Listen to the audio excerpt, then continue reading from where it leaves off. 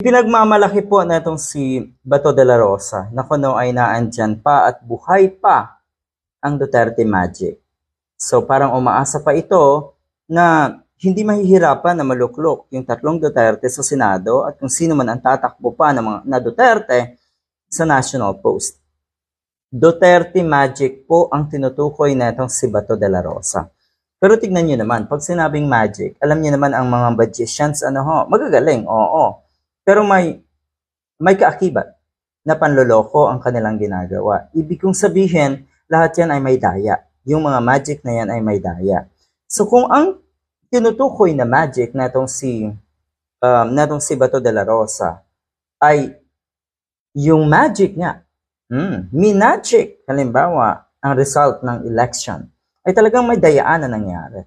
Ganyan po ang ibig sabihin ng magic, Mr. Bato de la Rosa. Okay? So kung naniniwala ka na gumagana pa o naandyan pa ang magic ng mga Duterte o yung tinatawag mo na Duterte Magic, ibig sabihin, may plano pa po kayo. May plano na naman kayo na mandaya. Lahat ng magic ay may daya. Hindi makatotohanan ang ibig sabihin. Wala nga yung tinatawag na magic in a way na, 'di ba? Talagang mapapahanga ka. Lahat po 'yan ay may mga daya. Lahat po 'yan ay may mga paraan na ginawa para lumabas na kaiga-igayang panuurin ang isang magic. So, ang magic sa isang halalan, yung tinutukoy na ito na nung si Bato de la Rosa, ay yung pandaraya. Okay?